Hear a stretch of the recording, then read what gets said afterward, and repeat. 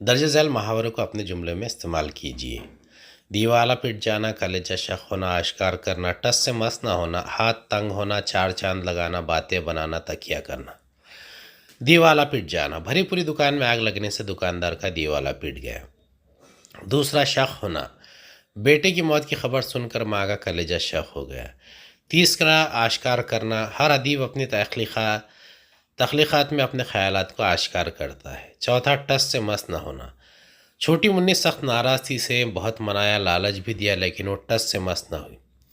پانچواں، ہاتھ تنگ ہونا، لاک ڈاؤن کی وجہ سے زیادہ تر لوگوں کے ہاتھ تنگ ہو گئے۔ چھٹا، چار چاند لگانا، مشہور شخصیت کی شرکت سے تقریب میں چار چاند لگ جاتے ہیں۔ ساتواں، باتیں بنانا، میرا پڑوسی کہنے کو معمولی کلرک لیکن باتیں بنانے میں خوب ماہر ہے۔ آٹھواں، تکیہ کرنا، دوسروں پر تکیہ کرنے سے سوائے ناکامی کے کچھ ہاتھ نہیں آتا۔ حسین کے